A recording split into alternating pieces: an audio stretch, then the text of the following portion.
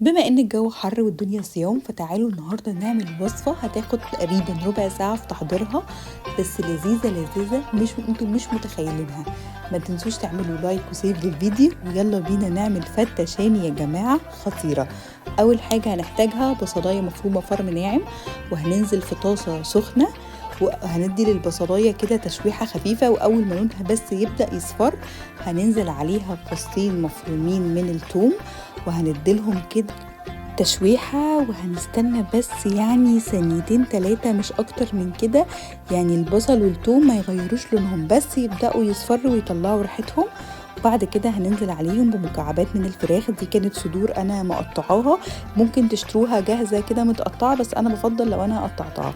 وبنديلها كده كام تقليبة لحد ما بنحس ان الفراخ بدأت تغير لونها، يعني مش اكتر من دقيقتين 3. وبعد كده هننزل بميكس توابل مفيش اسهل منه، معلقة صغيرة من الكاري والكركم والسماق والفلفل الأسود والملح، انتوا بتضيفوه حسب الرغبة. دي برضو كانت معلقة صغيرة من الملح، وبنقلبهم كده مع الفراخ، وبنزود بس حوالي ربع فنجان من المية، وبنسيبها تكمل سواها. وهي بجد ما بتاخدش اي حاجة، ربع ساعة وبنلاقيها خلصانة.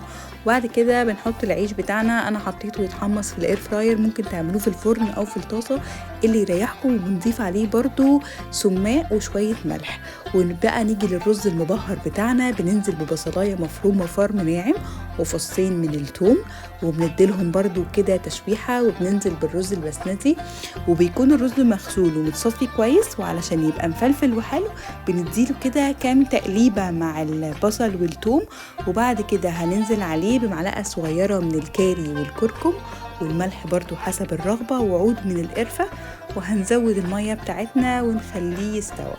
وبعد كده اخر حاجة دي اختيارية، اي نوع مكسرات عندكم، ده كان لوز مقشر ممكن تضيفوا برضو صنوبر او كاجو. بنديلهم كده تحميصة في معلقة كبيرة من السمنة. وبس كده نيجي بقى للطبق بتاعنا، نحط الرز بتاعنا الاول وبعد كده الفراخ والعيش، وهننزل بقى اخر حاجة بالتومية. ولو عايزين طريقتها قولولي تحت في الكومنتس.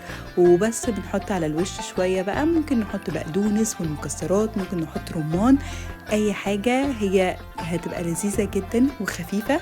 انا عايزاكم تجربوها وتقولولي رأيكم، والف هنا.